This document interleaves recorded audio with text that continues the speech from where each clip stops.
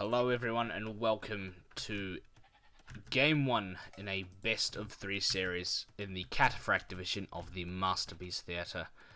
Mastapiece Theatre is a 1v1 tournament hosted by 4 admins, including myself, for the followers of the Viper who are in his Discord server. In this series, we will have Julinse versus Boggo. Julinse is playing in the red on the right-hand side of the map. He'll be playing as the Franks, and Boggo will be playing in the blue on the left-hand side of the map as the Mayans. Franks versus Mayans. I think as the game goes on, I start to prefer Mayans a little bit more with their Mayan death ball. But for early game, I definitely prefer the Frankish scout rush and early night aggression, assuming it can be pulled off properly. Taking a look at the map. Map 1 is always Arabia throughout the entire tournament.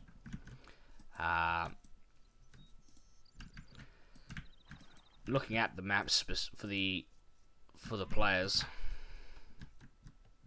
I really don't like Boggo's map actually. All 3 of his golds are forward. Yes, this one is kind of protected as you can wall here and wall out this way, but it's very exposed, whereas these golds, this one's exposed, but this one is definitely safe with a wall here and a wall out this way. This one's also exposed. I'm going to fast forward through Dark Age, and we can have a look at the civs. Frankish castles cost 25% less. The main thing though for the Franks is that their cavalry have extra hit points and are made faster once chivalry is researched. Also their farm upgrades are free and their forages work faster. Those are the important things to take note of with the Franks. Both players bring in their boar now. Mayans, they're predominantly an archer civilization. They start with an extra villager but 50 less food. That's for balancing reasons. Their resources last longer and their archers cost less as the game goes on. They also benefit from obsidian arrows, which makes their foot archers do more damage versus buildings. This does not affect the plumed archer, which is their unique unit, which is an archer unit with higher pierce armor.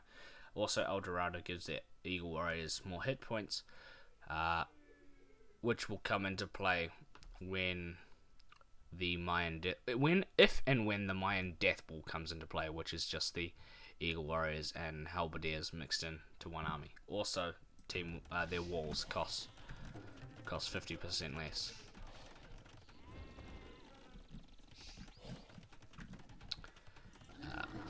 Both players now just going through their standard build orders. Also, Boggo pushing an ostrich, which I don't see Julinse doing. Yeah, no, he isn't. His ostrich are actually really far away. Julinse getting a wall up. We could see a man-at-arms into Archer's play.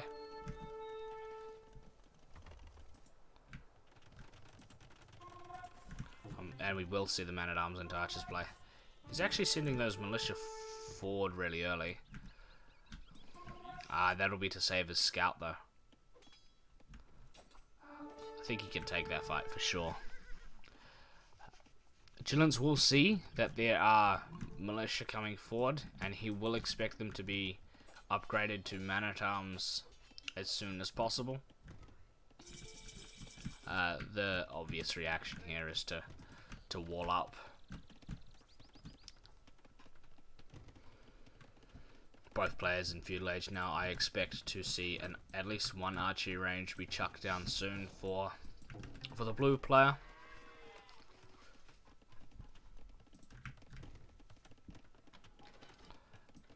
Some walls also coming down, although there is a hole there. Man-at-arms being researched, there's still a hole there. Maybe he thought he patched it. Scout going down for the red player.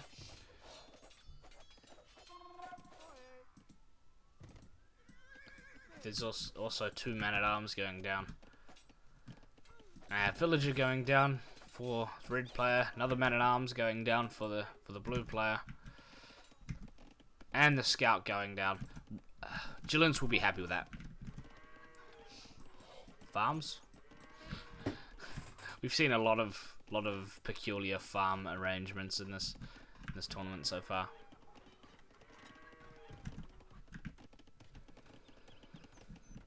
Julinse almost fully walled. All he needs to do is patch this one up, and then wall there and out here, and he's mostly safe. Frank's now going forward with scouts, trying to find any way in possible. Archery range now being dropped, as I mentioned earlier. We'll look to transition from man-at-arms into archers.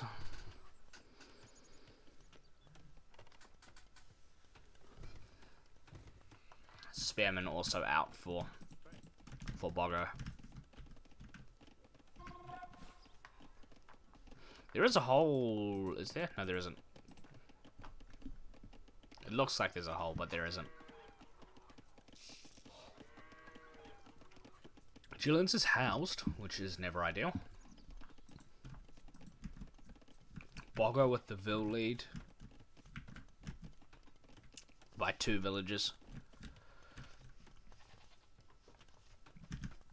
Looking at the economies of both players, not Boggo. Julinse isn't taking gold yet. He's looking to transition to gold pretty soon, though, as I saw from that gather point set. I feel like he's trying to kite these spears out as well, so he can come in and do some damage to either the wood or the gold of the blue player. Blacksmith also being dropped. Second range also being dropped. Looking at the amount of resources, yeah, neither player looking to go Castle Age anytime soon, so we can expect this game to go on and feudal for a while.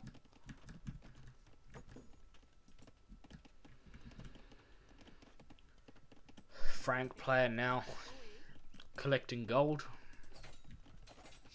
Very even game so far. Julinse looking to punch a hole in the wall near the stone of Boggo, but he will just patch that up.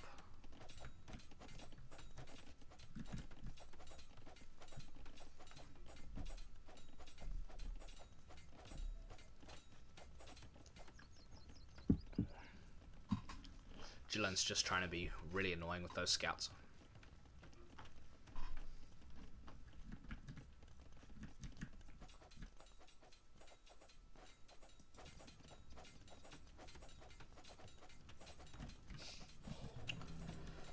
Causing some idle time.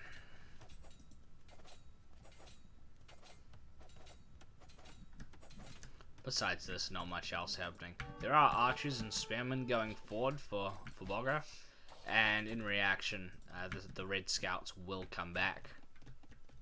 If he's not careful, there will also be an overchop.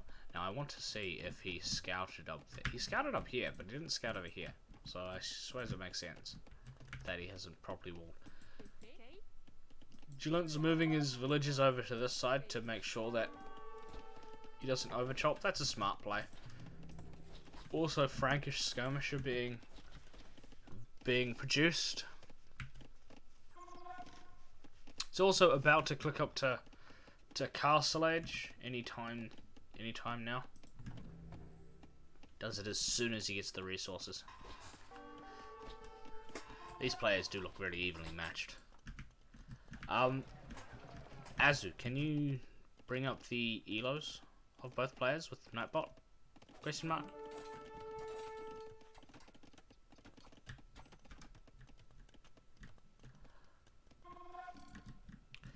Good pressure coming in from Boggo.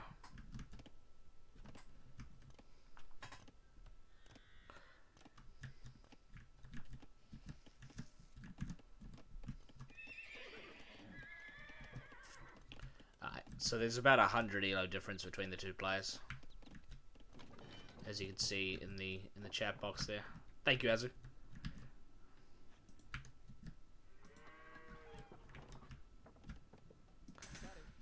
Is this a sneak? This is either a sneak villager or a mistake. Is that? He must have seen it, because he's found it and ran straight to it.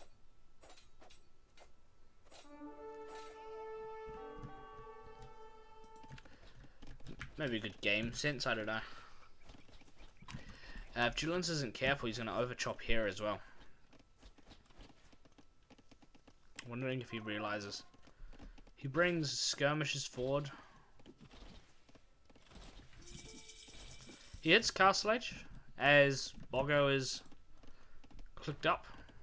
Can expect to see knights immediately come out from 2 stables, although he is housed. Also chucks a second town centre up. Now I wonder what the idea with that villager was. He was probably going to try and build some forward buildings.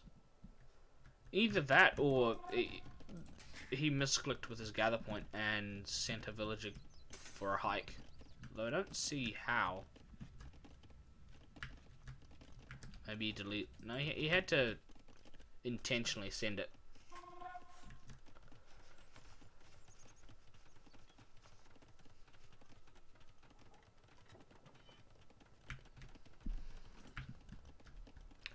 Oh. Julinse's trying to find any way he can to annoy Boggo.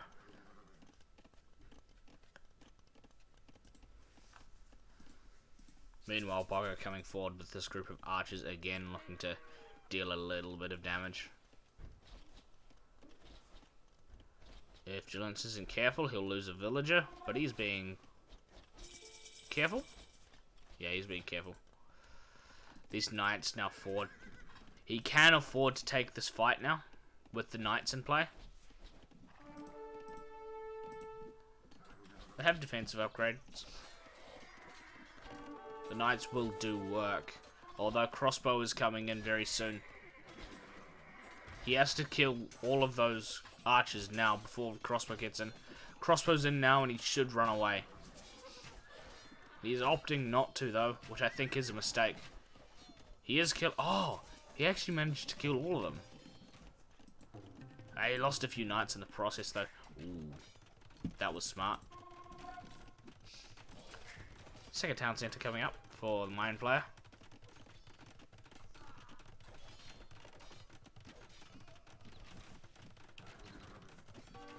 These crossbows will also go down. So will these spearmen. Crossbow just sitting idle here. Forcing Julinse to not take that wood line. More knights on the way.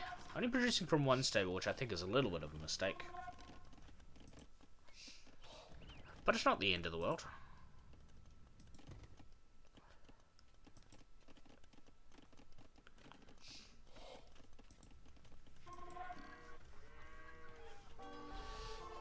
Julinse now looking to get in the same spot he was earlier.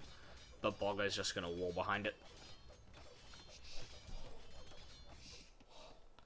Meanwhile, this crossbow's still looking to do some extra damage. He will take pot shots at that villager, but Julinse will be notified. No, that villager goes down.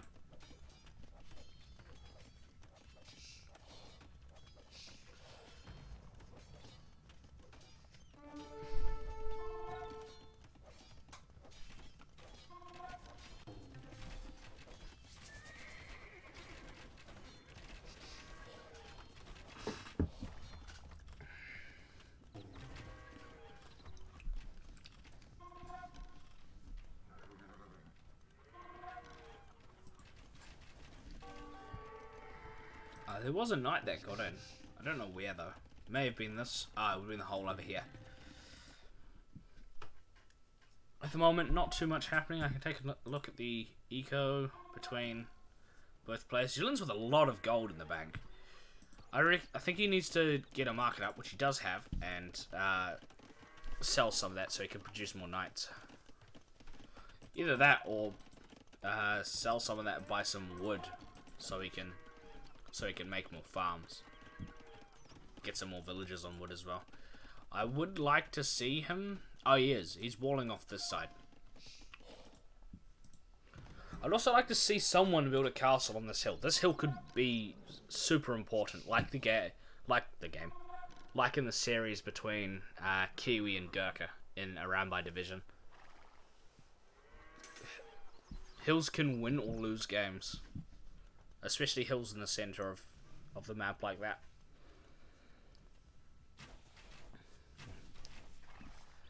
Crossbow taking pot shots at the knights. The knights happy to just run away a bit.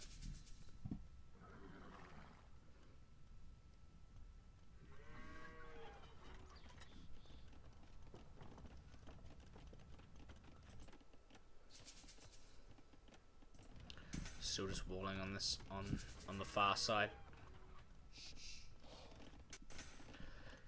3 TCs up for the Mayan player and a car. No, university, never mind. And a university coming up. 3 TCs also for the Franks. Siege Workshop up. Looking to more easily deal with those crossbows. He is also attacking the wall with the where the hole is there. But the crossbows will push those knights away.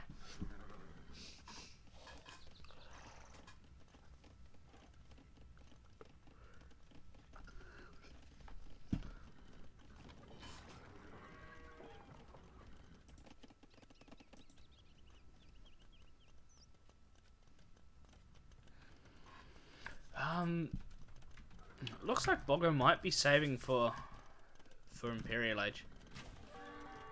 Julinse could buy himself up. Ballistic's coming in. Also a Mangonel on the way. Castle for the blue player on this hill.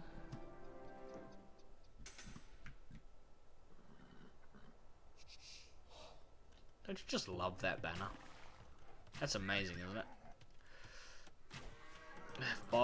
If Julinse isn't care, oh, good split micro, good split micro. Oh, but another good shot coming in from the Mangonel. He should be able to micro these knights down if he's careful, which he seems to be. Yeah, all those knights will go down, and that castle will go up. Oh, maybe not all the knights. Oh, that was a good shot. That was a very good engagement by Boggo.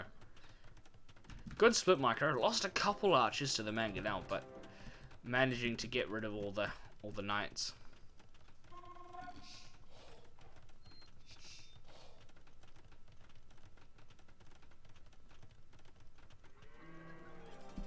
Castle now up, and I do. Oh, he's still floating around the 400 food mark. Maybe he isn't saving for Imperial Age.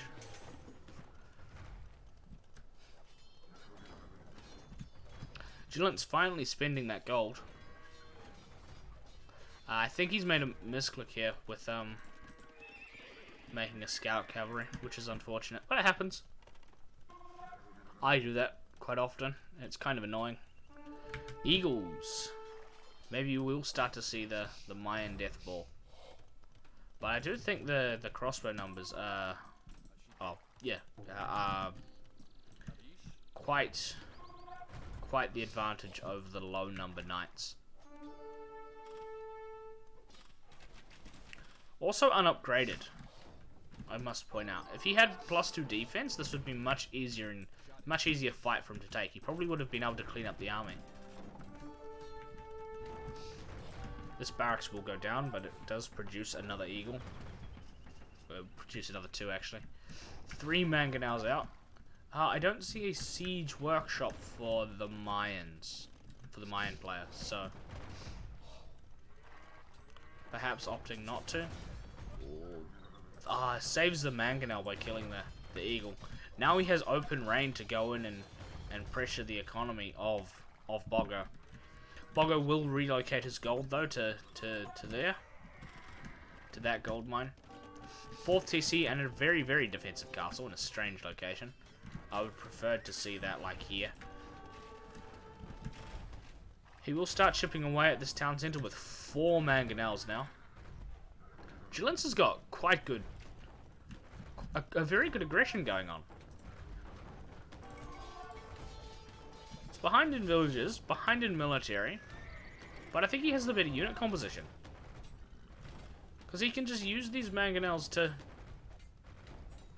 push these crossbow away.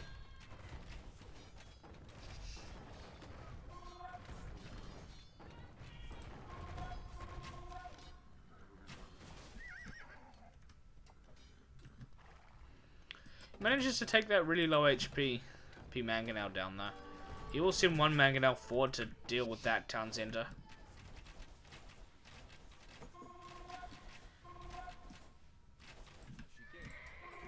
Oh, that Mangonel will also go down. Eagle Warrior technology now in as well for the blue player.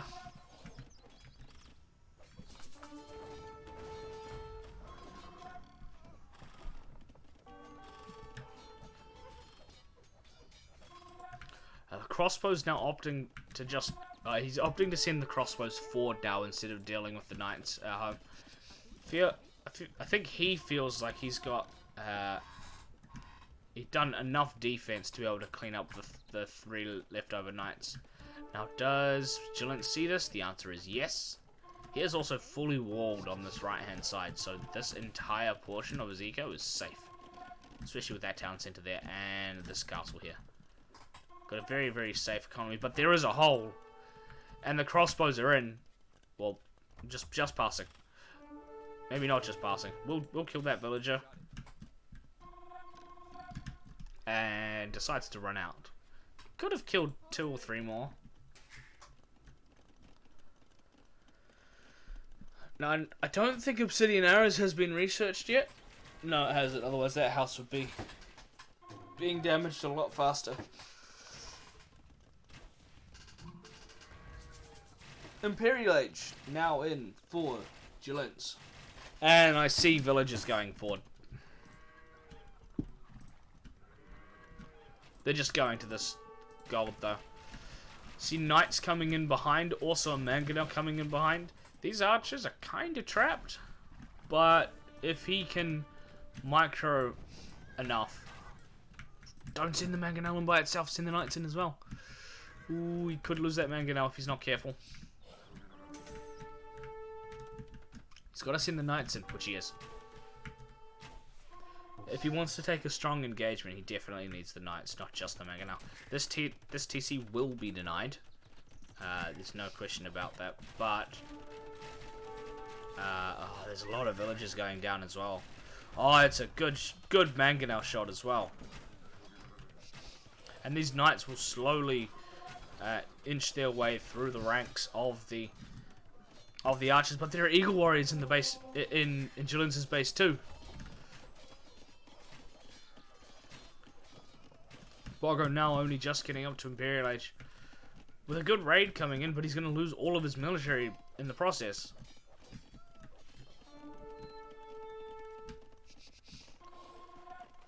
Good defense from Julinse. Defensive castle now coming up on the front. I would prefer to see that on the hill. It'd be far better to see that castle on this hill or on that hill instead of in the valley. Cavalier now out for Julinse, and it looks like he's kind of saving for Paladin. Never mind. He gets plate barding armor instead.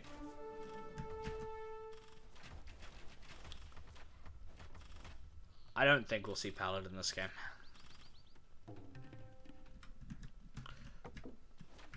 Trebuchet is now being built for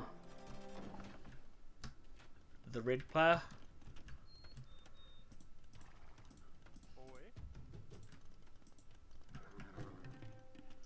I think he wants to get on the... okay, never mind. I was say, if he can get on the hill and we start to see the Mayan Death Ball be produced. It's such a good unit composition against Franks. And like I said earlier, I think the longer this game goes on, the longer the game goes on, the more in favor this is for the Mayans, because of this super strong unit composition. Could we even see? I don't know what Julinse can do about this. Throwing Axeman? Is that throwing Axeman? Yes, it is. Throwing Axeman actually a pretty good response to Mayan Death Ball. If he can make enough of them. Normally you don't see players going throwing Axeman. Now I didn't look at it in the tech tree because I didn't think we we're gonna see it.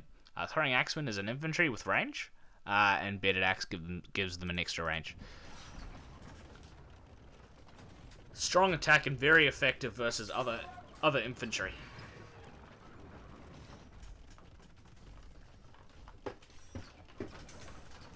That castle going down on the top side for Bogger.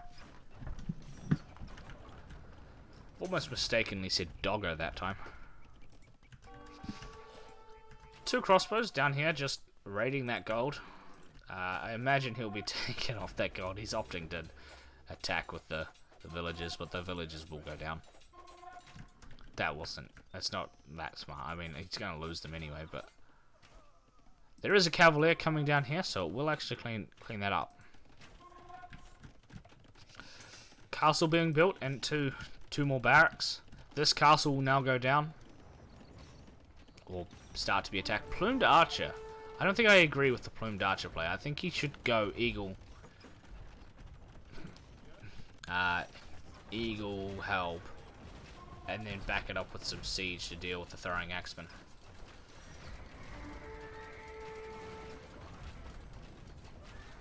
It's taking a good fight though, Bogger.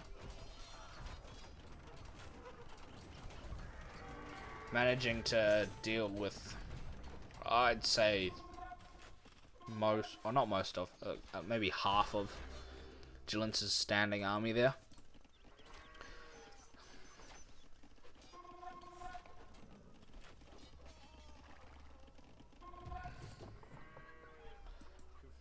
There's a group of crossbowmen coming around the bottom side, but Julinse should see that. He does have an outpost down there.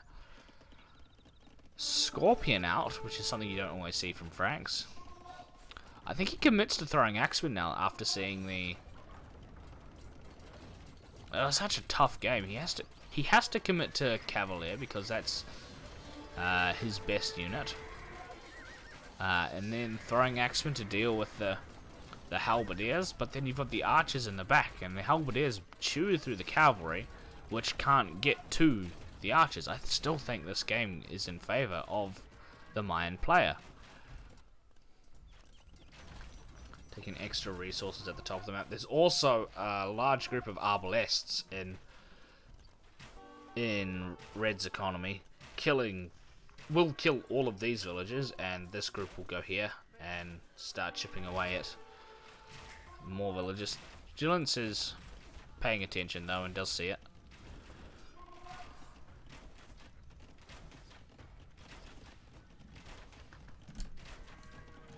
He has lost most of his military though. 38 to 12.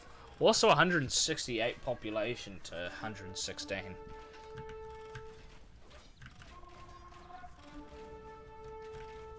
Those crossbows now gone to the back of the red player's base, but they will be cleaned up. Managing to do quite good raiding.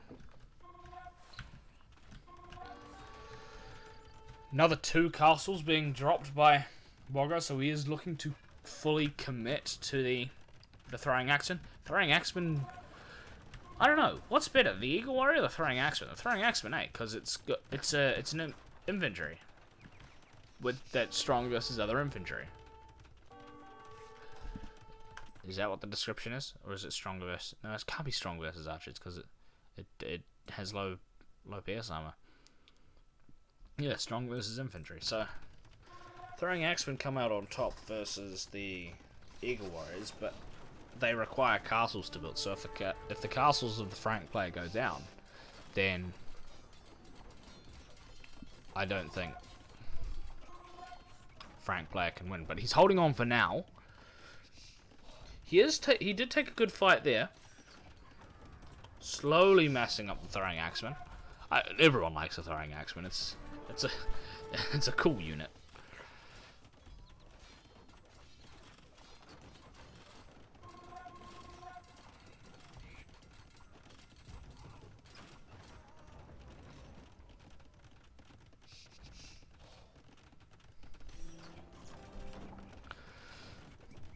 Julinse now managing to take control of the center of the map. He will be happy to see Eagle Warrior come out. Both the Cavalier and the Throwing Axeman deal with the elite Eagle Warriors, actually.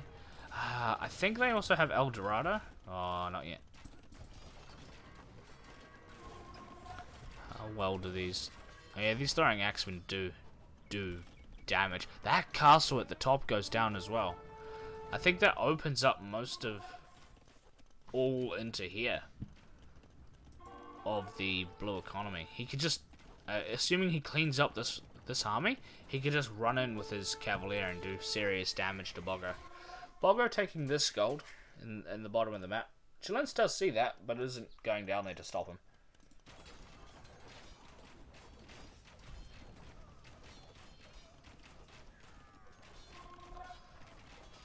And it does look like Julinse will clean up this army. We'll also start attacking what's left of the gold around Boggo's base.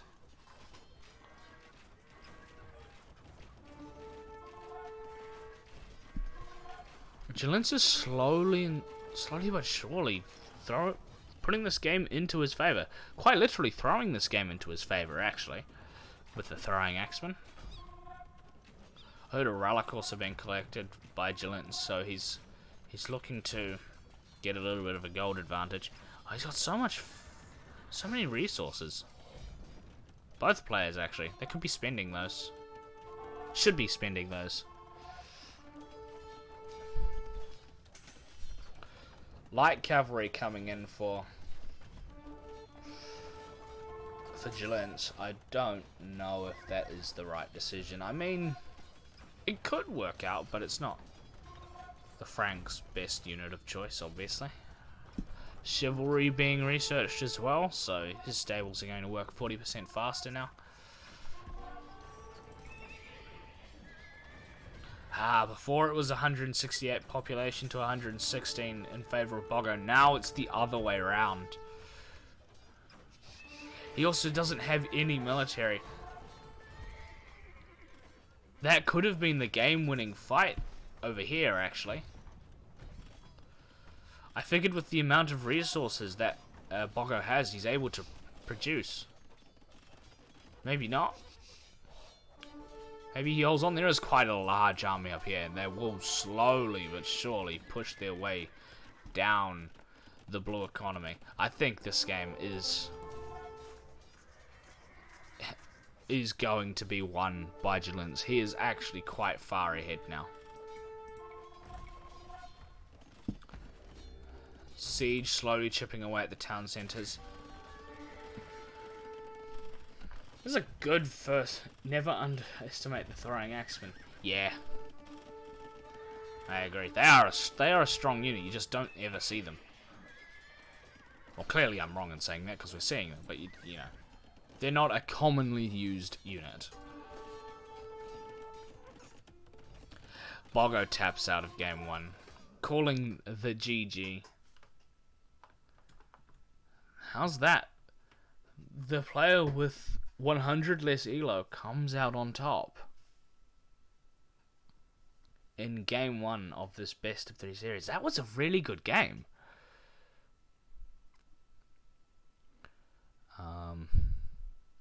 Score to player 2. There it is. That does put the score in favor of Julinse.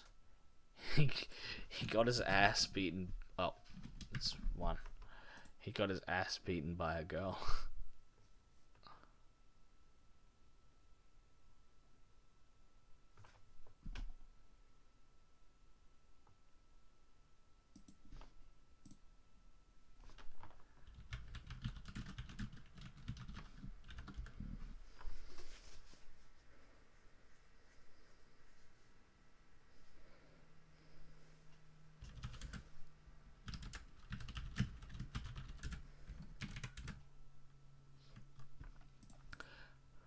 Let's look at the statistics.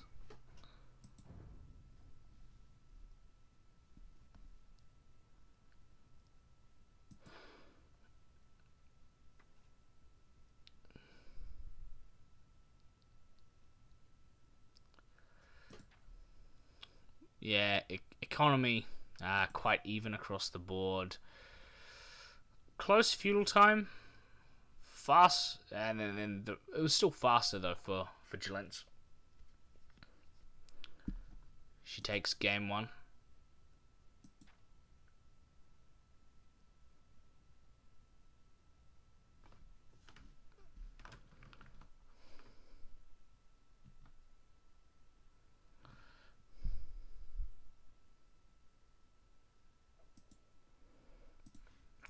I set up game 2, I'll chuck you to that screen.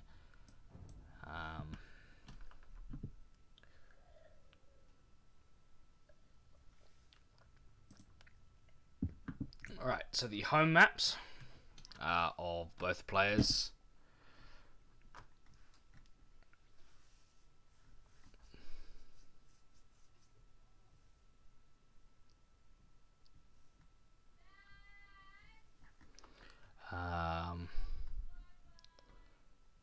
Okay, Bogo picked Golden Swamp and Julinse picked Serengeti.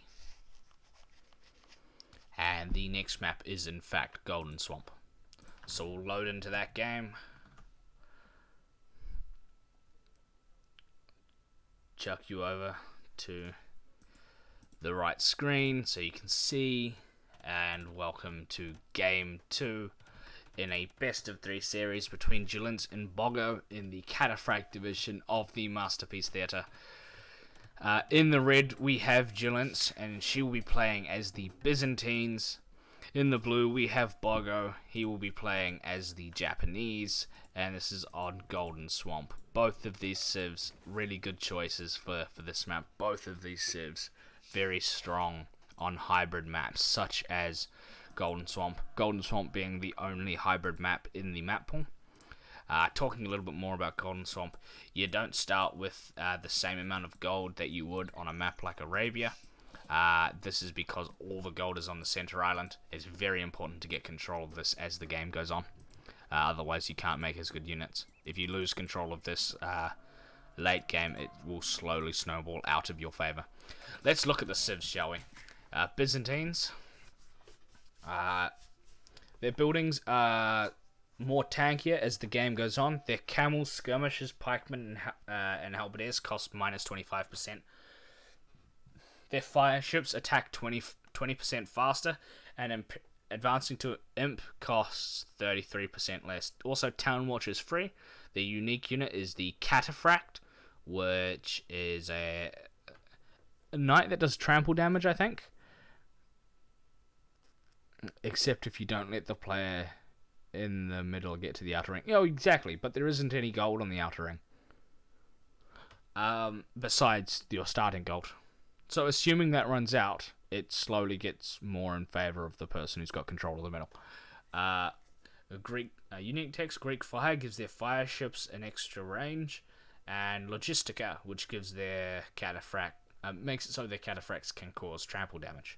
Their monks heal 50% faster. Overall, a pretty good civ for this map. Japanese,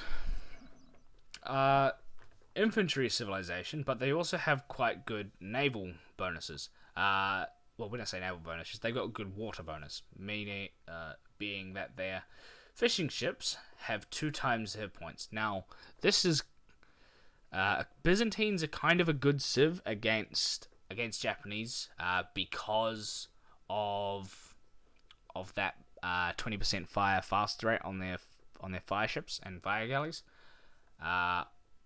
But obviously the Japanese fishing ships are still pretty tanky. They have an extra 2 PS armor as well, and they work 5% faster in Dark Age, which is where we are most likely going to see them. Also, the mill, lumber, and mining camps cost 50% less, meaning that instead of 100 wood, they cost 50 wood. And their infantry attack 25% faster starting in Feudal Age. The unique unit is the Samurai, which is an infantry unit that attacks really fast and is strong again. I think it's the strongest infantry unit in the game, the Elite Samurai. When putting it against other infantry units, that is. In other situations, other infantry units become stronger, such as the Housecarl for the Goths.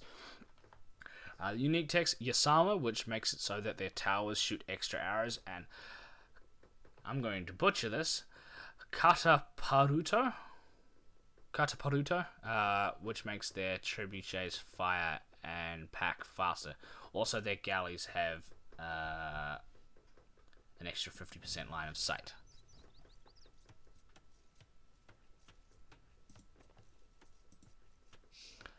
Looking at the maps as I fast forward through the rest of Dark Age, I would say that I do prefer Boggo's map.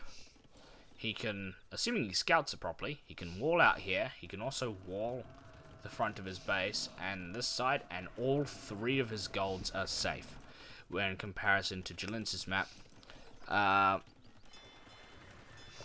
she has her main gold very exposed, and actually all of her golds are very exposed. This is not a good map for Julinse.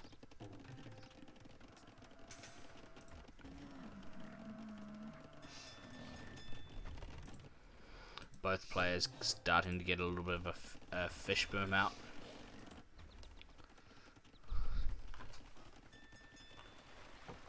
Both players also up to feudal age at roughly the same time. Julinse will get there faster.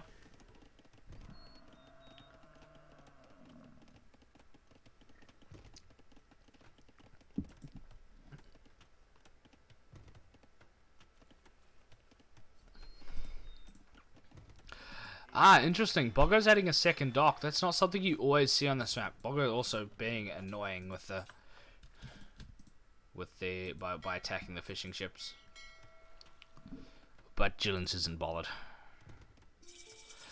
Yeah, no, second dock. You don't always see a second dock on this map. It's not.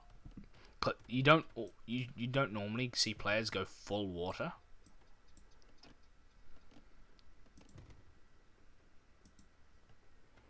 Also, another interesting difference is that Julinse has only got 3 fishing ships in comparison to Boggo's 4.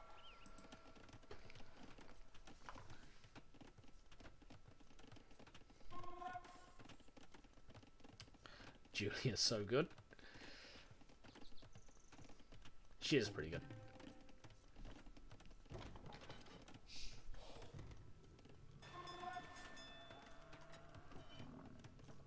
Am I pronouncing her gamer tag right? I hope I am. I hope I'm not butchering that. Just passing, by the way. She does notice, though. And comes back. Both players now double docking.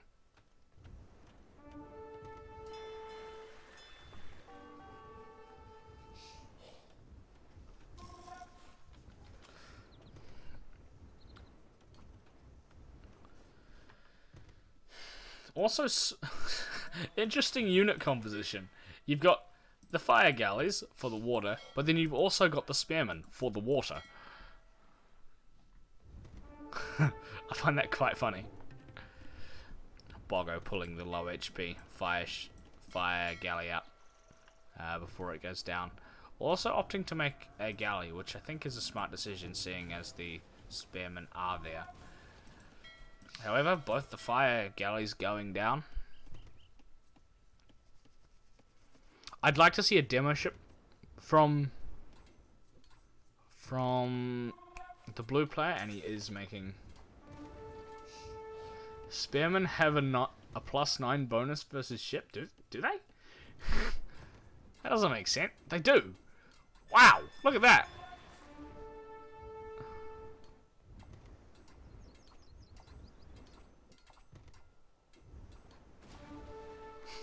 That's not something you'd expect. That's Age of Empires logic for you, is that not? I don't know if you're trolling or not, but it looks like it. Look at how fast they're going down.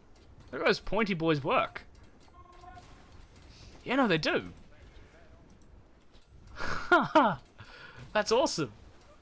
Spearmen going to work. Poking and prodding at the this has got to be confusing, Boggo. Hi. If he's careful, he can get a pretty good demo hit off. Nah, it's probably not. Opting to go. Nah, it's still not worth it, to be honest. If he's not careful, he's going to lose his archers to the. There's the galley. He's probably going to lose that galley as well. He is losing water control. I think he should forget about water for now and start focusing on land. Julinse is housed again.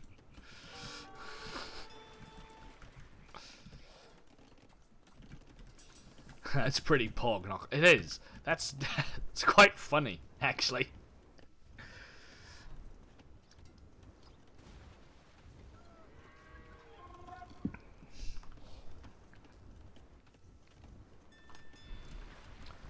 Fire Galley's doing work. Pointy Boy's doing more work, though.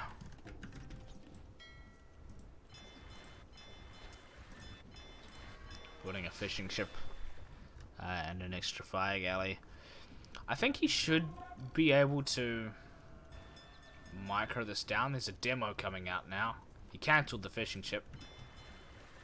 2 demos coming out. He should be able to clean this up. I hope it's a good demo shot. We would all like to see a good demo shot. Would we not? Keep an eye on it. Those spearmen also looking to punch through the hole, punch a hole in the wall. Demo rafts coming out now. Oh, it's not as good of a shot as we would hope. Still managing to clean up that naval aggression from the Byzantine player. Also got some... It's almost as if she's going full trash and then also adding in some water play. Interesting strategy. She probably thought about this in advance.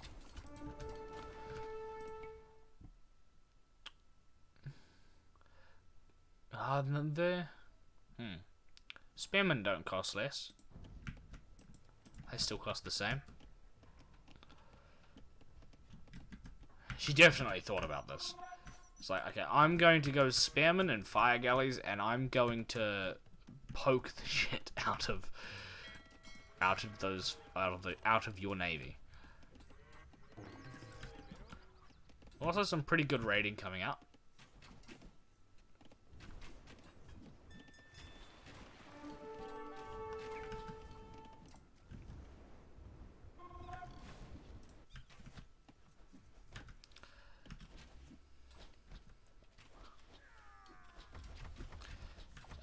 Another villager going down for the blue player.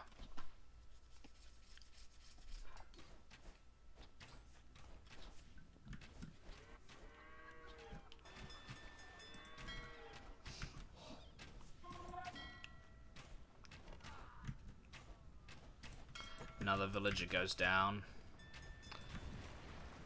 Castle Age in for Boggo though.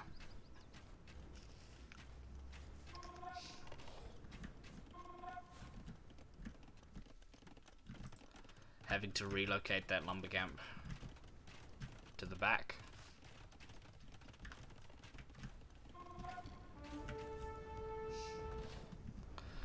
One of the docks go down. I think he's gonna forget about water for now. The spearman skirmisher army running around the top side, trying to find a way in, but luckily for Boggo, he walls it in time. I don't know if he saw that coming around and decided to wall then. Also, there's a skirmisher just running under the TC. This is a messy game. Don't think we'll matter too much. Castle Age, but no army? Yeah, exactly.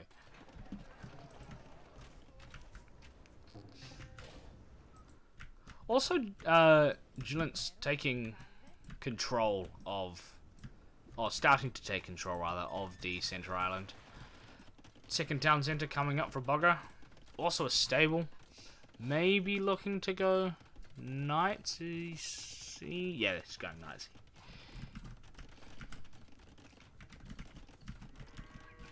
Misclick Scout for a second.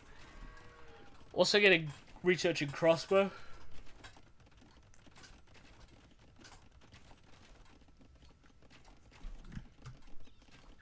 This is a really entertaining game too, is it not?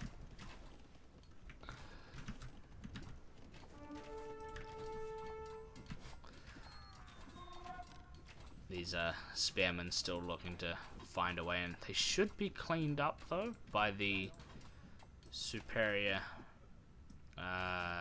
technological advantage that Boggo has. Completes the wall so the knights could get out.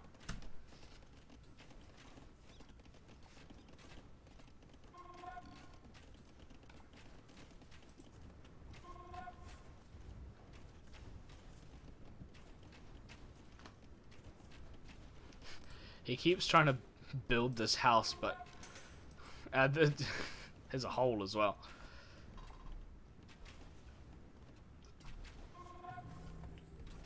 A villager won't die, but she will be poked at. It's also it's just a scout. For a second, I thought it was the knights. The knights are over here.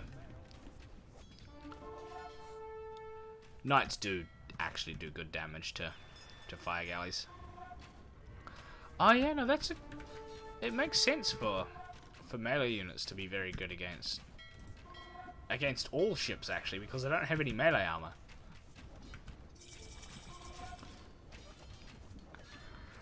Julinse does have very good control of the center of the map.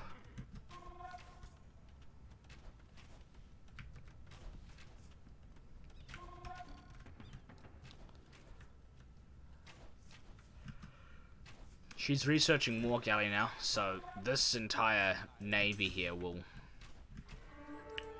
just be even more stronger.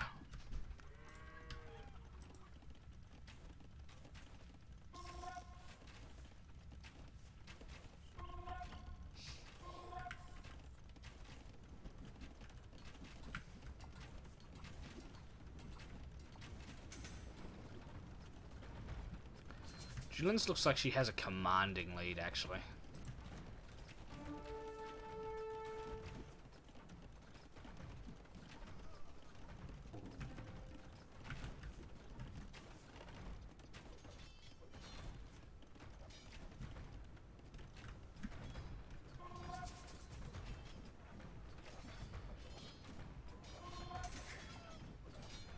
The knights will clean up the skirmisher army, though, so Boggo will be happy about that.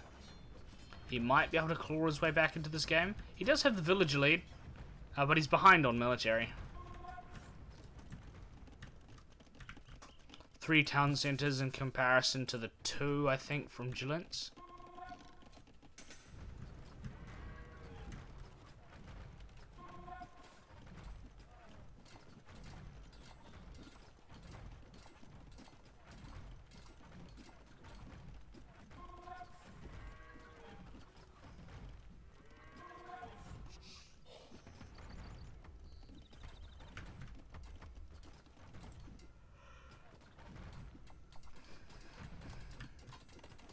Julinse's army of pure trash units. That's all it is.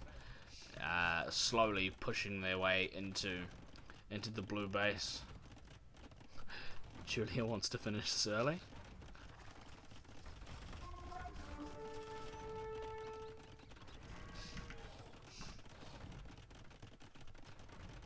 Defensive castle coming up for Boggo.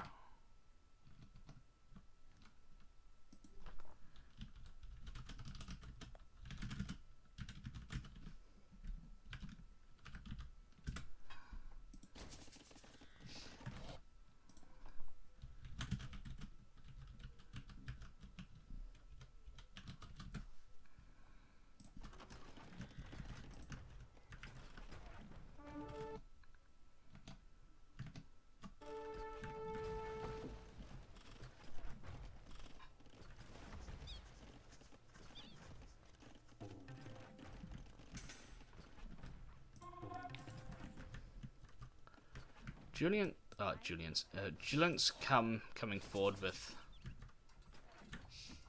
with 2 villages, either just to build a house or she wants to build some form of fort building. She has full control of this game, though.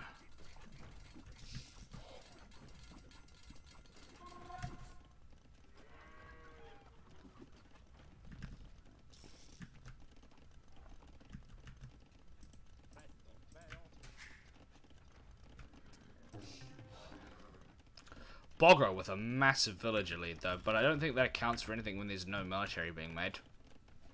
Is that samurai? That is. Samurai could be a good shout, actually.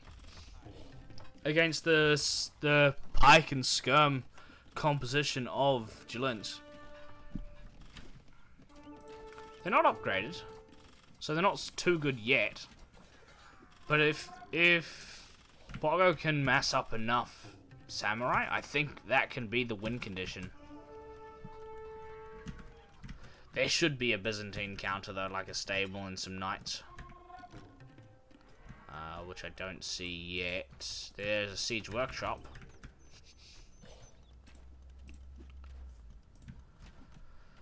Camels could also work, but I still think I prefer knights over to take on the samurai.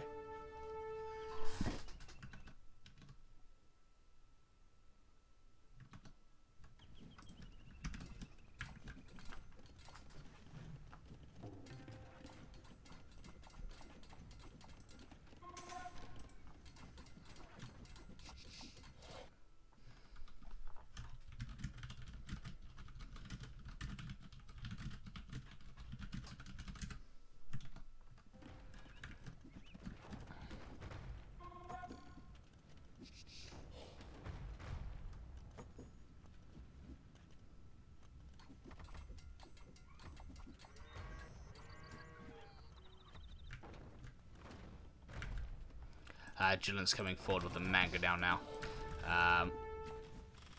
Slowly chipping away at this Townsender. Will probably be able to persist with this aggression.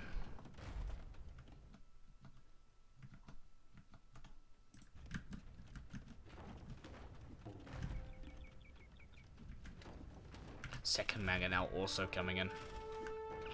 Kind of being blocked by the red skirmishers.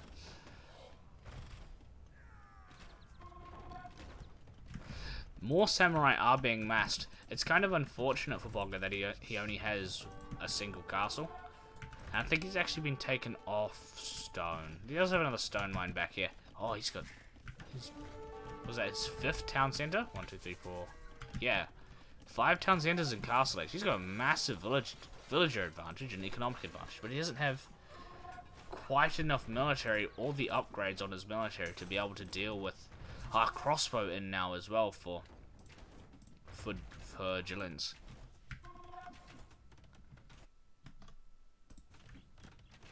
Defensive castle comes up.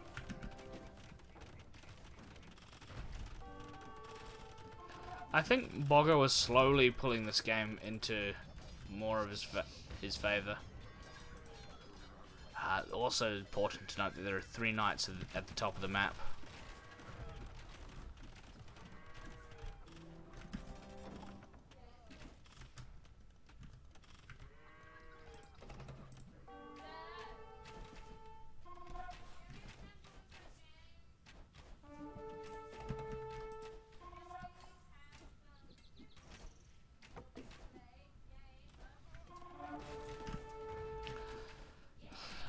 The remaining skirmishers and crossbows. Three units going down for Bogger. Actually, the rest of the crossbows will go down as he looks to commit to samurai. He isn't making any at the moment though. Slowly moving his economy to the north, but Julinse does have a range up that way and outposts, so she does see it and she will be looking to pressure the top side as well. I don't actually know if Bogger does see the range. Should react adequately. Thing is, does she commit more so to cross? She is committing more so to crossbow now, isn't she? Yeah, she is. She has so much map control. Just choking Bogger.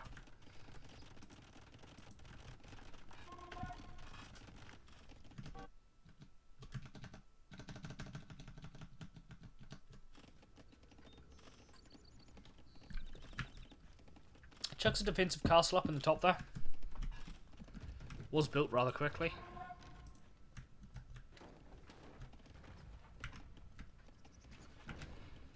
Still producing mangonels. Counter mangonels actually also been made from the Japanese player. Neither player opting to go to Imperial Age. Looks like this game will Imperial Age could be the difference between a win and a loss, actually, in this series. Right, in this game, rather.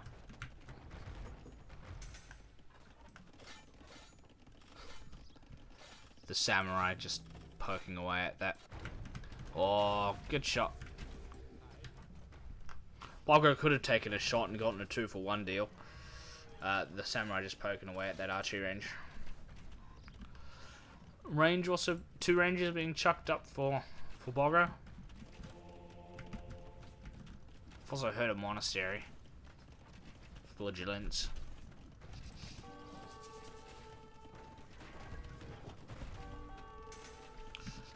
Zero, nice shot coming in. Almost. That mangonel getting away with 2 HP. He would have gone, what? He'd be confused by that. Oh, that's a lucky but also good mangonel shot. Dealing lots of damage to the samurai, making it so that they can't really push. If he's not careful, he's also gonna. Oh, okay. Good 2-for-1 shot.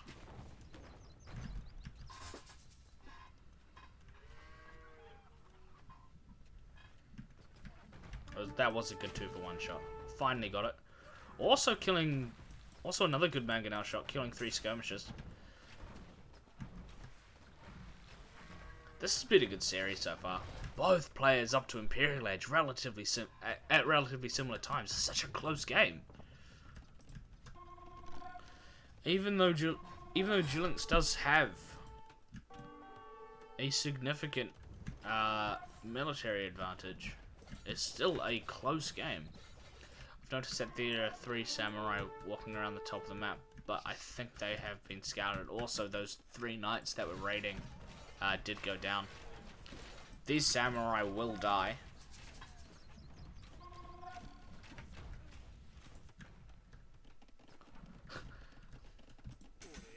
It's the migration of villagers to up here. A castle being dropped at the top of the map as well by Julinse.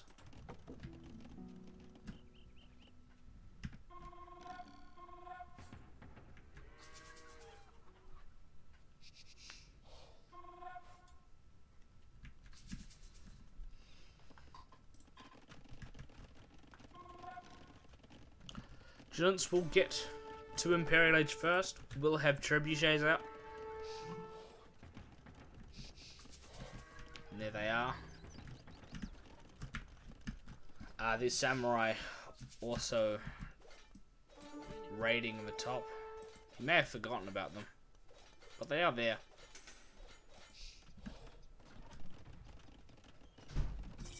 Keep an eye on them. Boggo also in Imperial Age now. I expect him to make trebuchets of his own. He isn't yet. So is it taking into pikemen? Maybe he's trying to go and destroy all the navy with pointy boys.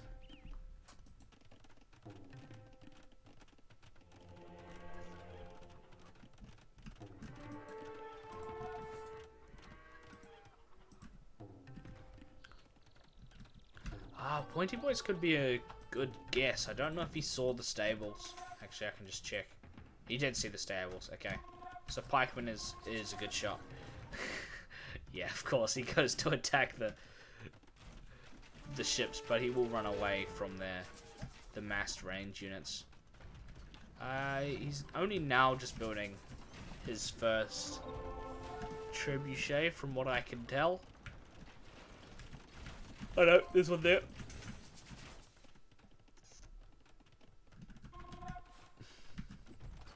I did hear it being made, I was just trying to find it. Those 3 samurai also dead. That went forward. Julinse slowly pushing further and further in. Takes a good fight.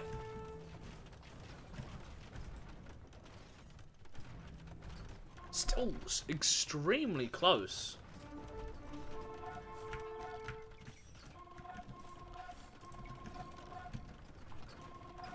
Both players with a lot of wood. Boggo does have a lot of gold in the bank that he should be spending.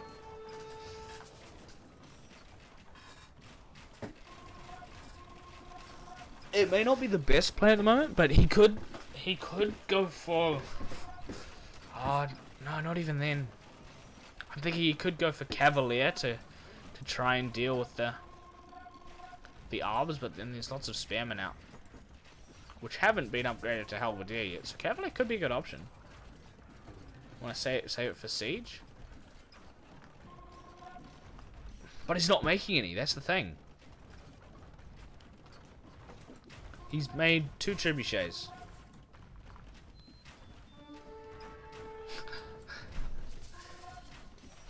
It's not often that you see two enemy trebuchets with so close that they're not in range with each other, or yeah, too close for the range rather.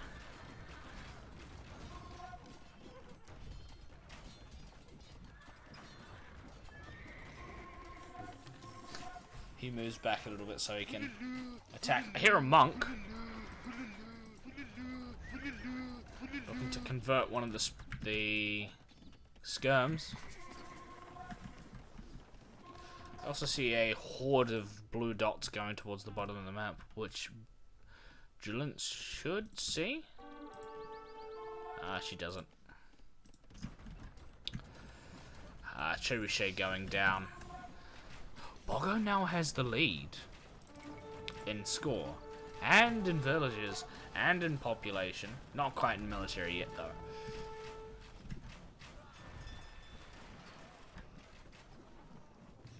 Such a close game. I do want to see Halberdier come out for Julinse. We see more war galleys being made, which is interesting. She has control of the middle still.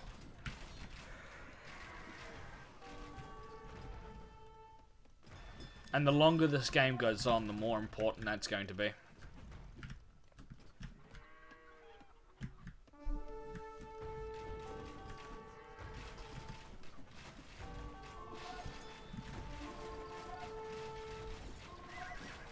Bogo not really taking the best fight against these 6 Pierce Armor warships. Also a dock being built on the front for Julinse, so she doesn't have to deal with the amount of time it takes her warships to get there.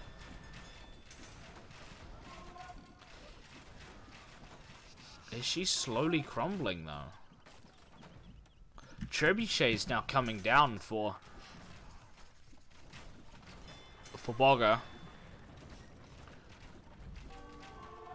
Looking to take down that castle in the middle.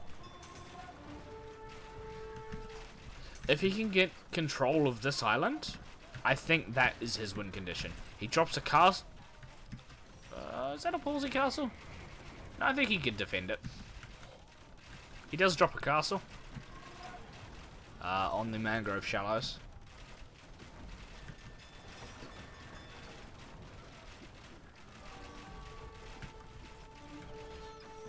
It's also made battering rams. Look at how fast those halberdier deal with the warships. It was probably also helped by the castle. The castle for the red player does go down.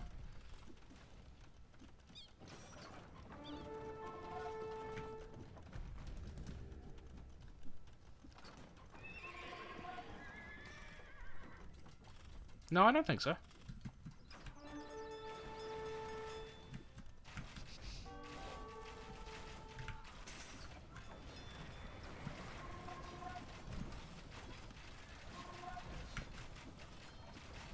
Cavalier coming out for the Byzantine player.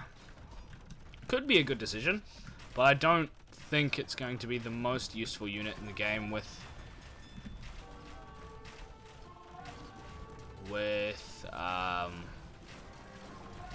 the Halbs about.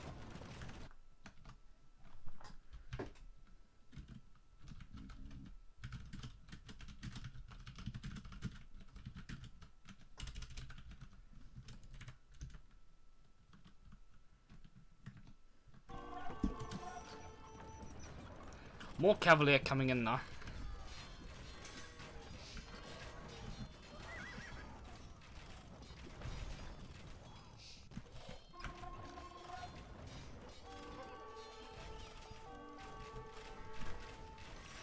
Boggo slowly but surely taking more and more map control away from Julinse. Looks like both players are taking this wood line in the bottom of the map. Happy to share. Sharing is caring. Also got 4 stables down in this bottom corner. Maybe looking to make some light cav and raid. This is a super long game. Game 2 going the distance here in this series. Yes. Both players not wanting to give up the control of the center of the map.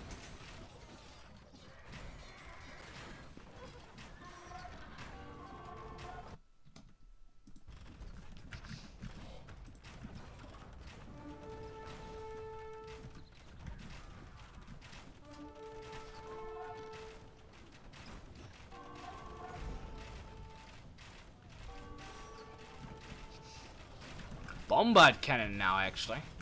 Out for Julinse.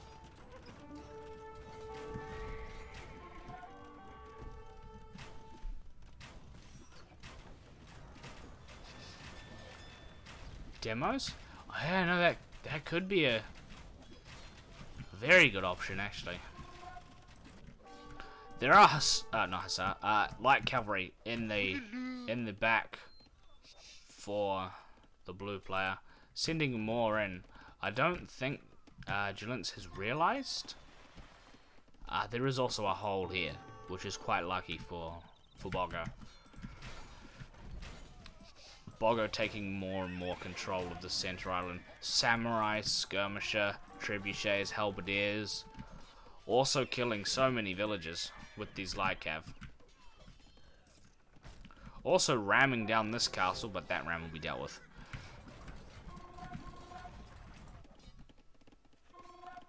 Julinse doesn't realize. I think once Julinse realizes how much damage is being done. Yeah, because she's got 79 villages now and 103 population. This could be game.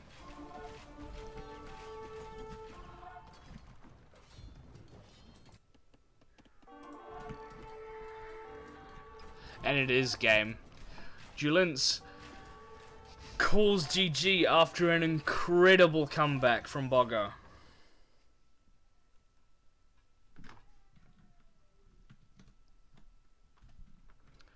An insane comeback from Boggo.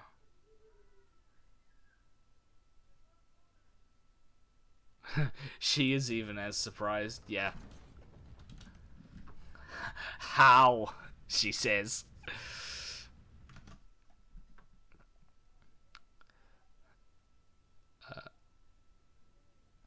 That does bring the series to 1-1 and sends it to a decider game on Serengeti.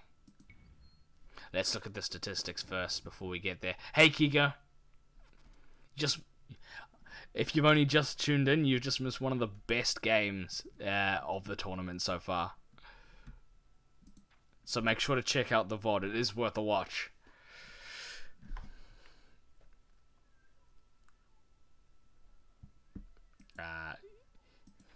You can see that with the military score. Julinse, she definitely had the advantage for most of the game, but then the economy was more so in favor for Boggo, and then I think it was that economy that allowed the Japanese to slowly pull through and clutch this game. This series is going on YouTube, and there is also a VOD after the stream. So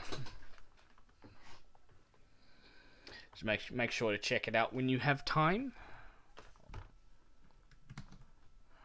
I'm going to chuck you to the intermission screen, and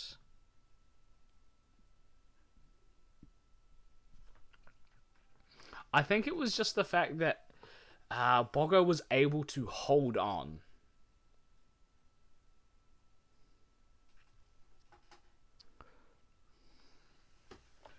he held on for long enough and then managed to claw his way back into the game. Maybe she should have been a little bit more aggressive with her trebuchets. And that second mangonel that was getting stuck behind the skirmishes, she probably would have been able to kill like a town center and then maybe push through a little bit further.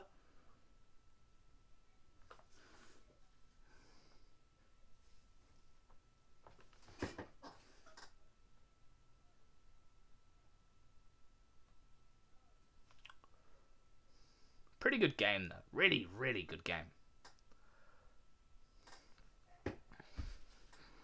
Right, I'm gonna get the next game ready to go now.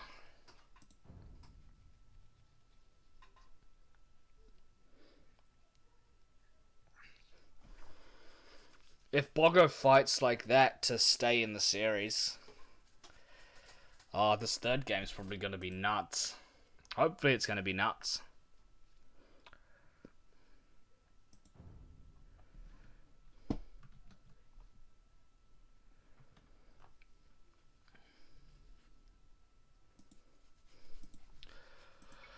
Hello everyone and welcome to Game 3, the decider game in a best of 3 series between Boggo and Julinse. The map is Serengeti, and we're in for a treat if the last game is anything to go by. In the red we have Julinse, she is playing as the Huns, and in the blue we have Boggo playing as the Mongols. The classic AOC matchup.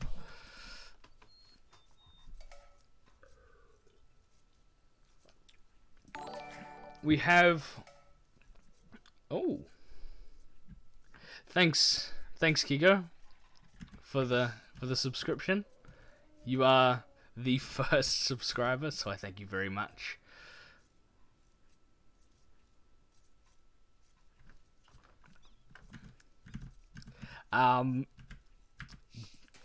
Let's look at the civs. Huns, they're cavalry civ. They don't need houses, meaning they can't build houses, but they also have unlimited population up until 200 population. Adjacent equals speeches. Yes, this is the first time this has happened. You are the very first, yes. Cavalry archers also cost less as the game goes on. You can expect Huns to make lots of CA, and their trebuchets have extra accuracy. They get Tarkin, which is a siege unit on horseback, and Marauders allows them to make that Tarkin at the stable, and their stables work 20% faster. Overall, a pretty damn solid civ, especially for an open map like Serengeti. Boggo, he's playing as the Mongols, as I said earlier. Mongols, cavalry archer civ. Their main unit is the Mangudai, and they also have a hunt bonus, where their hunters work 40% faster. This has recently been nerfed to 40. Actually, it used to be 50, which was a lot. Good work, Higo. You made him speechless. I'm revolutionary. You broke him. Yeah, temporarily, but I think I fixed. Also, yeah, their Mangudai, which is the unique unit, which is the unit we're probably going to see from Boggo in this game, is a cavalry archer that fires really quickly and does bonus damage to siege units. Speaking of siege units, Drill allows the Mongol siege units to move around the map like NASCARs. Also, their team bonus give their scout line an extra 2 line of sight. Now, I'm going to fast forward through the rest of Dark Age, as this is a recorded game, and talk about the maps. Boggo with 2 really exposed golds and a very, very open map. Look at this. He won't be very happy about this. Now, in this tournament, there aren't any player-determined restarts. It's only admin restarts. For things like bug maps, so he can't call a restart on this map. He has to play with this map. Julinse's map, I do actually like her map. All of her golds are in the back and nice and safe. She can wall across the front and across the top side, and actually all the way down to here, actually, if she wishes. Excuse me.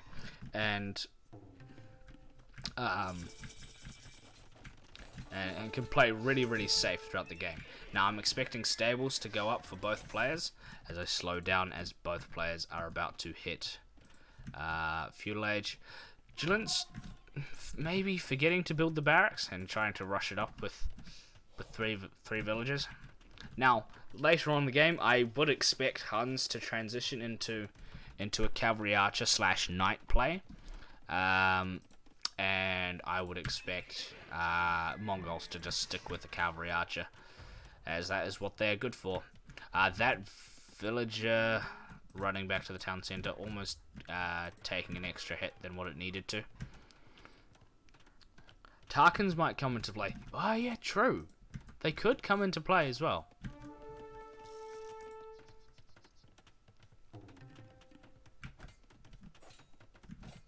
That's very good point. I don't know if we'll actually see it though. We'll have to wait. Obviously, more scouts coming forward for Boggo, looking to set the tone of this game with some very early aggression. Julin's happy to just fight the scouts though with villagers. If she's not careful, she will lose one. Ah, no, that was good. That was good. And that scout getting out with just 4 HP. If Julinse is paying attention, she should be able to. Oh, she should be able to trap it in. Trap it in. Ah, unlucky. Wasn't thinking about it. Does eventually go down. Julinse slowly walling out to the side of the map, like I said. I don't know if we'll see Boggo bother to try and wall the front of his... Well, he obviously will try. He kind of has to. This is a decided game. But it will be very difficult for him, and it will cost him a lot of resources and a lot of villager time. Julinse now going forward for 3 Hunnic scouts.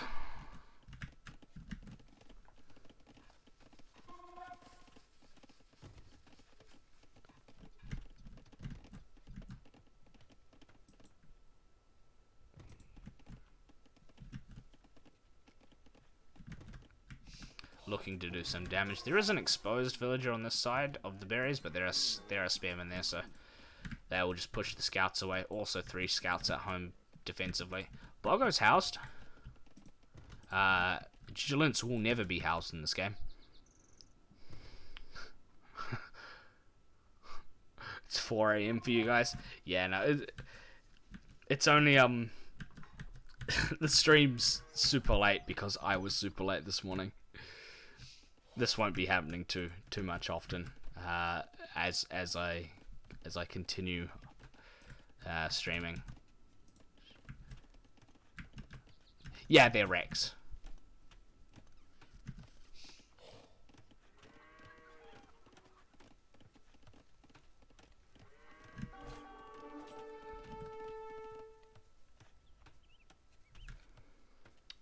Just looking at chat. It's 4 AM in Germany as well. Right, okay. Archery range being dropped by Boggo. Maybe looking to transition into archers in Fuel Age. I wouldn't expect that. I'd more so expect him to just try and get up to Castle Age and get some stone so he can build those castles. Or maybe even just go with a cavalry archer play. The cavalry archers do fire faster, so... But then again, I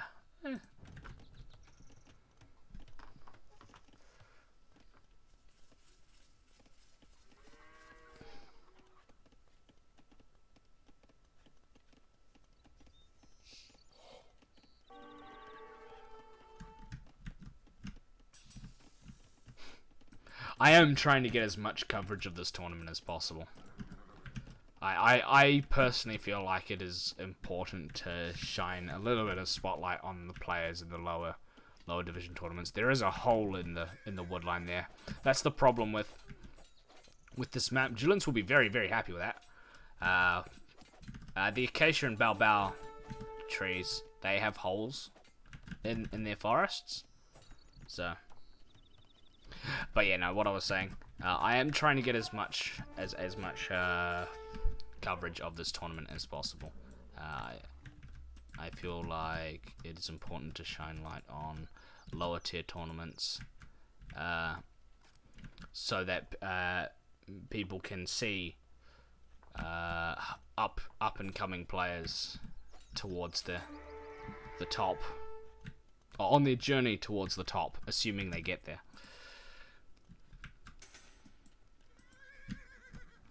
One of the low HP scouts going down for Julinse.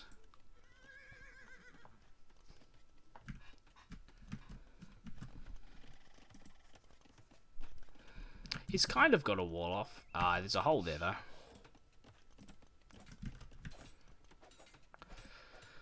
Bogger will be taking off gold. Julinse is up to castle age as well, so we can expect to see some knights or cavalry archers coming out pretty soon.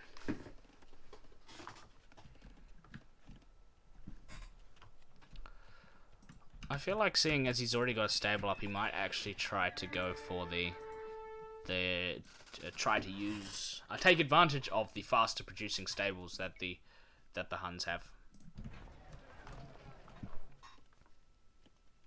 Sorry.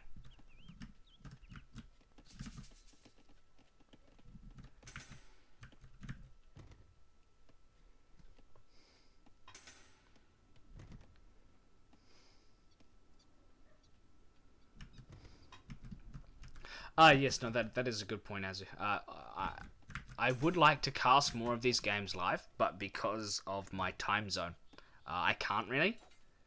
So, if anyone's watching this and would like to have their game casted live, rather than watching this being the VOD or the YouTube video or whatever, if anyone would like to have their game casted live, you could contact me and organize a time where, or tell me when your game's going to be, so I can be up to cast it, or just set your game to be casted at like 20 GMT, or set your game to be played at 20 GMT, so I can cast it then. I am looking to get more live games casted as the tournament goes on, especially going towards the end of the tournament, where I'd like to cast the semis and finals of most of the divisions live.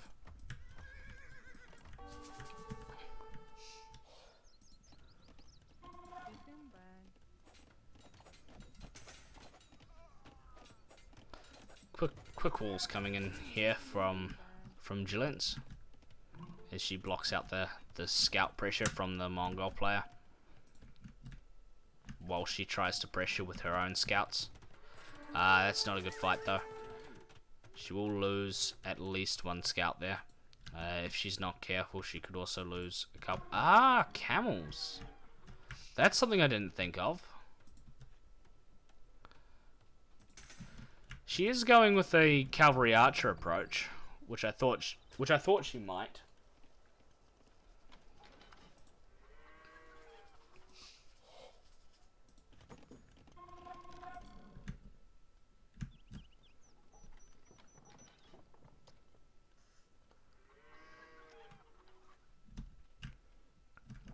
Yes. 8 to 10.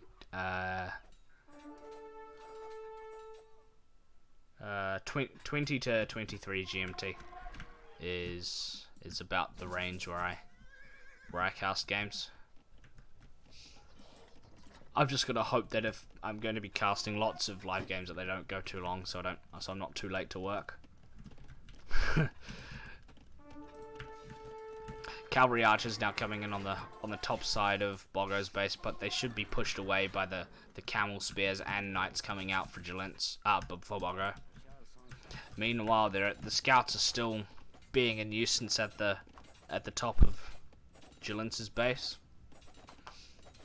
There's also some scouts. I think they might just be scouting around, to be honest. Yeah, finding some use out of them. Oh yeah, I did also stream a game 8 to 10 GMT. That's my evening, so I am available to cast then as well.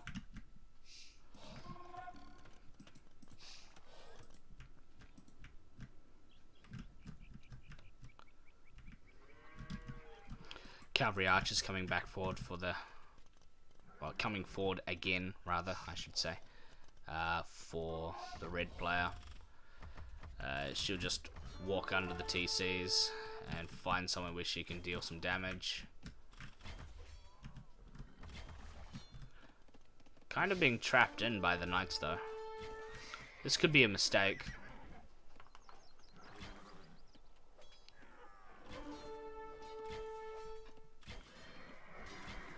Managing to find a hole, it would be smart for, and he does. So let's say it would be smart for Boggo to delete that house so he can surround the cavalry archers, which he does, and the cavalry archers will all go down. But it's alright, she's making more, and will probably go forward with them. They're not fully upgraded yet. I'll have a look at the ecos of both players. Yeah, both players still looking to drag it out in Castle Age a little bit longer.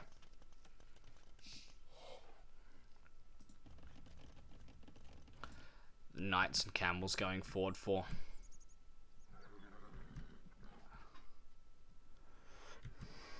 Ah, yes. Good command. Good command.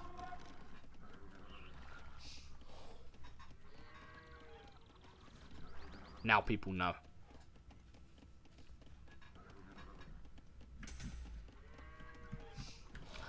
You know that overlay you gave me, Azza? Does that work with spectating live games? No, okay.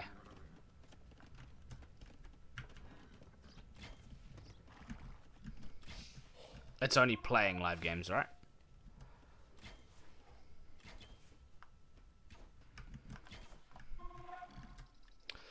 Meanwhile, the knights are running back across the map, being pursued by the cavalry archers of Julinse. Well, no, it could work with live spec games. Okay, well, we'll see if we can figure that out when the time comes.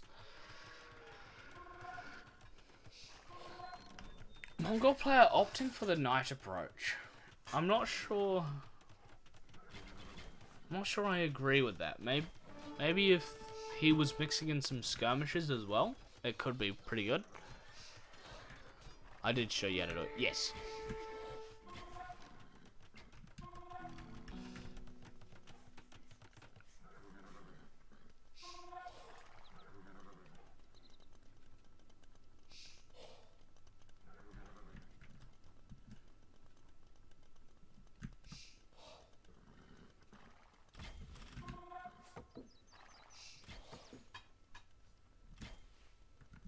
Cavalry archers just chipping away at the spearmen and knights coming in from Boggo. This game looks like it's going to last the distance as well. It's going to be a very, very long series.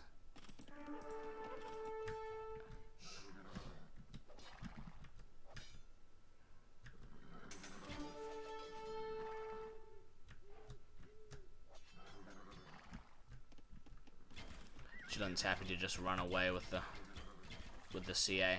Doesn't look like she has thumb ring yet, but it does look like she has ballistics. So she has the university, so you can assume she has ballistics. At least you might get some content for my project. Yes, yes, exactly.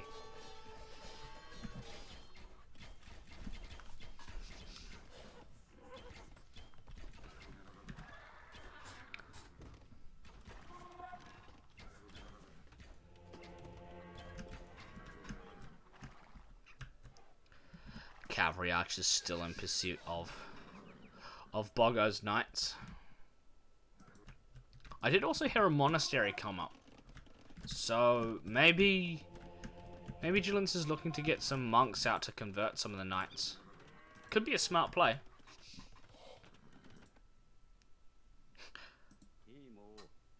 This isn't ideal. The cavalry archers moving really slowly. These knights causing a little bit of idle time.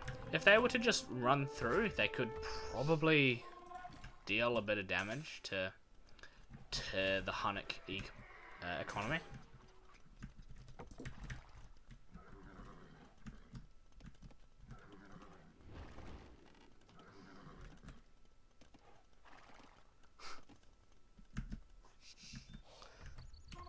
Siege Workshop also going to be dropped forward. I did also see this castle that's being dropped defensively for Boggo.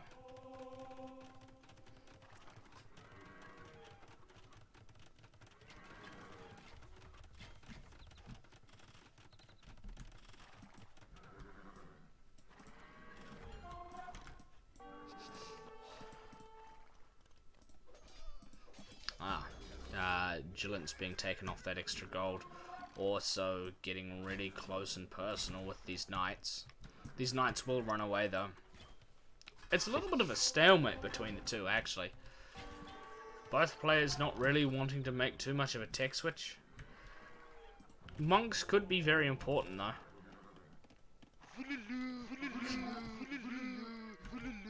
Will we see any conversions in here as she also runs in with the cavalry archers? That's not the smartest decision in the world. She does run away. But she will lose quite a few in the process. Maybe 5 or 6 I see dead. More monks being made, so she is looking to commit 2 monks.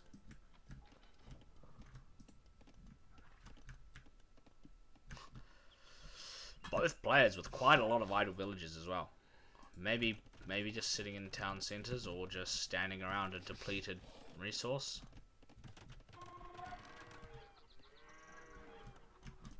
They seem to have gone back to work though. Big group of knights at the top of the map. One will be converted, but that monk will go down. Also, these cavalry archers will come around the top. Does Boggo see this? Yes, he does. He's going to run in with the knights, do lots of damage, and these cavalry archers will follow in pursuit. So will the monks. Monks will be coming. A lot of idle time being caused. Lots of idle villages now. Going up to 33.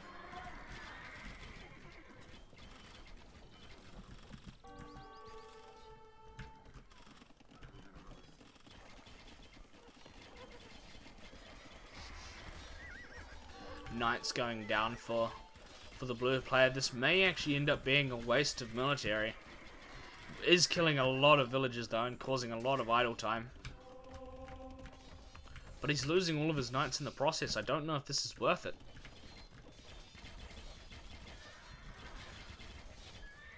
"20 vills behind." Yeah, it's true. She is 20 vills behind now.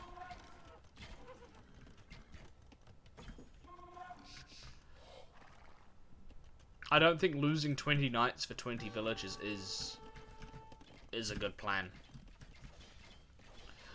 This small group of cavalry archers will now deal with the remaining knights of the blue player. Both players hitting Imperial Age at exactly the same. These two players are very evenly matched.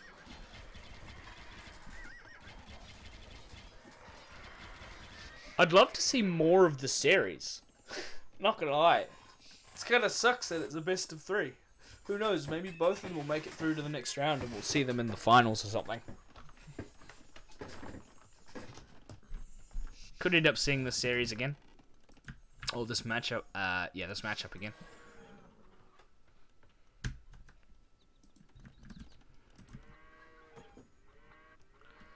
Now with the military numbers of Boggo so low, it's actually a very, very good time for these cavalry archers to not be moving at the pace of a skirmisher, but to go forward and try to run into the Mongol economy and deal considerable damage to this farming eco. We'll kill all 4 of these villages though. And that tower. Or outpost. I might play versus them. Maybe.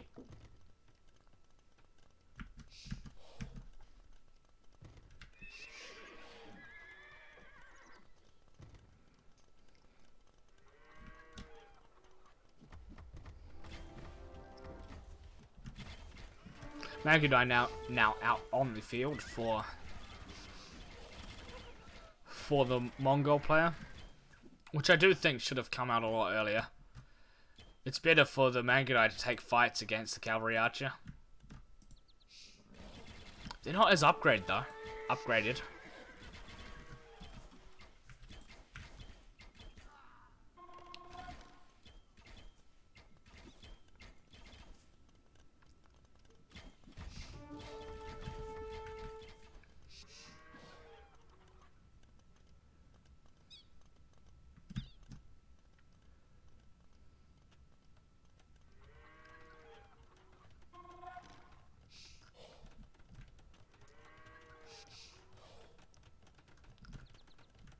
Castle being dropped by Julinse. Rutherford? It's in a good position though. I would probably prefer to see it more aggressive, but I do think this is still a pretty good spot for it. Could we see Tarkans in response to the Mangudai and skirmishers? No, we'll see. We'll see Light Cav and Hussar. Hun's already making them.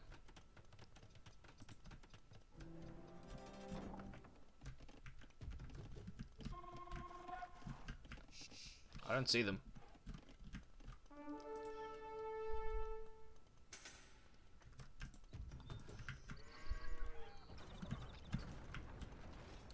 These spearmen will come forward, but they will just, to put it most simply, die. Tarkans? Is Tarkans actually coming out? I don't see them. All I see is Light Cav.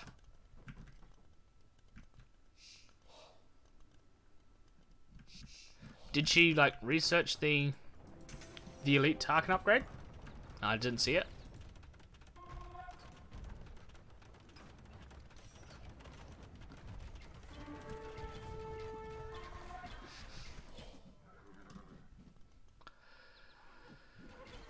This Light Cav will now go down with the hill advantage, attacking the skirmishers.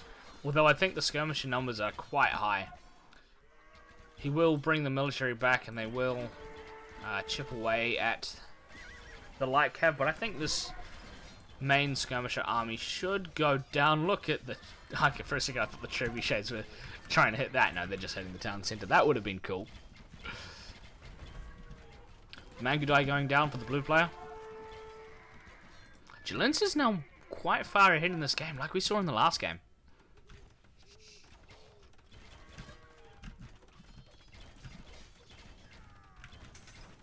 Is Boggo able to hold on, though? Looks like she is managing to push further and further into the blue eco. I think she needs a Hussar. Mongols now have a Hussar on the field.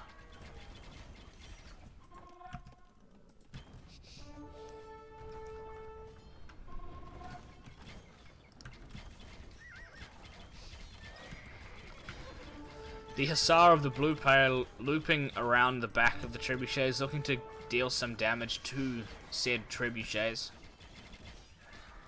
One might go... No, it won't.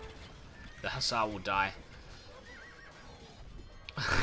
Look at that. That was kind of funny. Oh, that trebuchet shot actually did a lot of damage.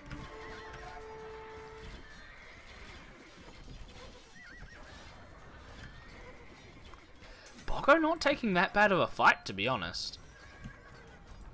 I think he has the slightly better unit composition, with the skirmishers being able to push the CA back, but then there's also Siege chipping away at the production. There's also Hussar just running into Boggo's base. Boggo has fully upgraded Hussar as well, it's important to note. So, and fully upgraded skirmisher.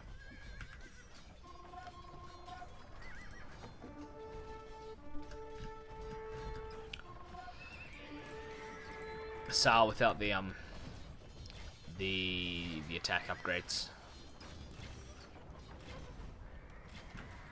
Why is he constantly sending the skirms back so fast? I think he's sending the skirms back because the Hussar are pushing them. Playing a little bit passively, I do agree.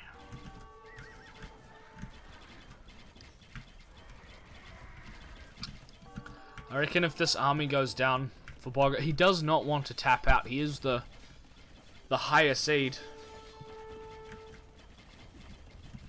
I do think he can take this fight though.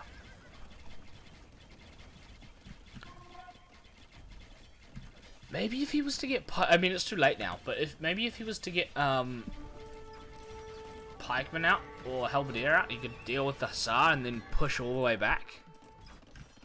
There is also a lot of eco at the top of the map. Boggo expanding really nicely.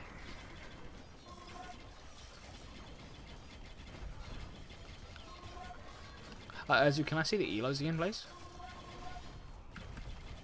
Look at his gold. Yeah, there's so much gold. He's just not spending the resources.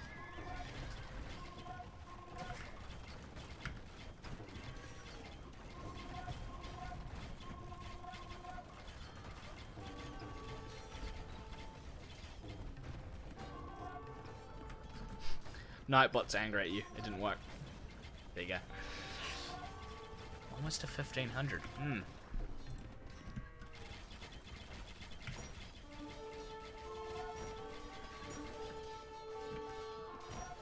That seems really high, not gonna lie. 1491. Slowly but surely, Julinse will push all the way up this way, and I think it's now just a matter of time. 1491 in the Cataphract division. Yeah, that's what I'm thinking. I think maybe at the beginning of the tournament, he was a lower elo and then climbed a little bit, perhaps. The elo for Cataphract division should be around about the high 1300 mark, I would expect. High 1300, low 1400.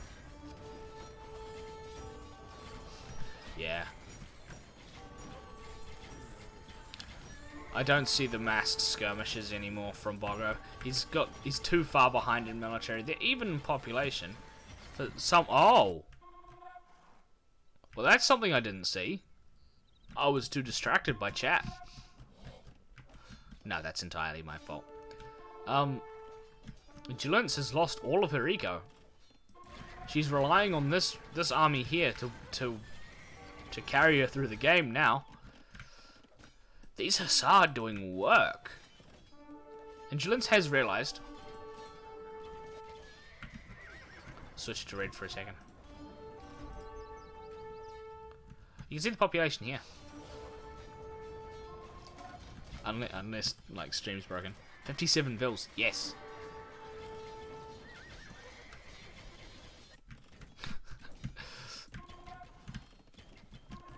What an exciting series. More hussar going down on the front for Boggo. She got 4 on food. Score is super misleading, yeah. Although I do think... Oh, it's kind of really close. It's so close to call. Especially with all these villagers dying.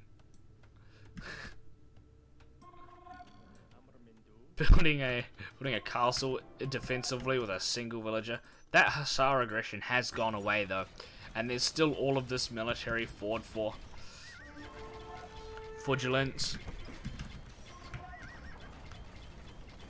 End it so I can sleep, Azu says.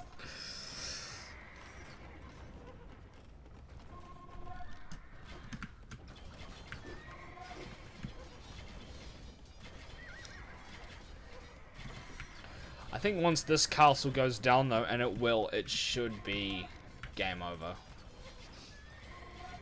Because the military number just isn't there, and Julinse can walk in here and just destroy the rest of the Mongol economy.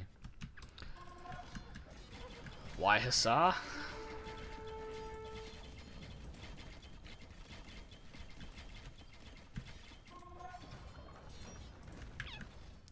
Got these. I don't know if she did. If she researched drill. Look at the low numbers on resources.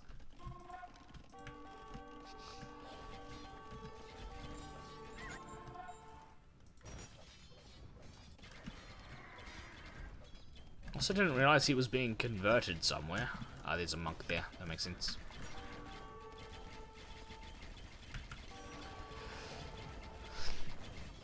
She's not Mongols. Never mind. She's Huns. Did I say Mong? Yeah, that makes sense. She can't research drill. And that is GG in a very, very good series.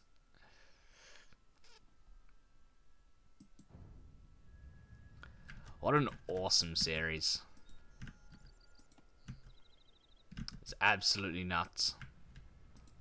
This one is definitely going on YouTube for sure.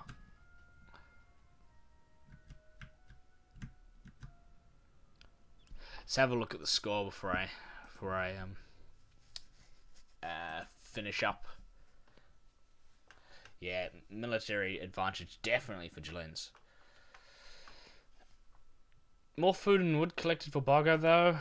Had faster Imperial Age time, but not by much. Had a much faster Feudal Age time, but you'd expect that with... I wonder if Julinse ever got housed. For some reason, I thought it was a Mongol war at the end of that.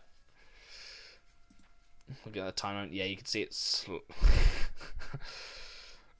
This is the point where all those Hussar went into Julinse's base. Right. Before I end out this YouTube video, because this one will be going there, I would just like to... I'll change the scoreboard as well while I'm saying this. I would like to just thank everyone who's come to my Twitch and followed me over the past week. It's taken not only a week, and I'm already at affiliate, and I'm just blown away by it. Honestly, to me, that seems nuts. I don't know how fast it is for most people. For me, I was expecting it to take several weeks, maybe even months. But people came and they seemed to like it, so I'm definitely gonna keep doing it. And I can't wait to stream some more as time goes on.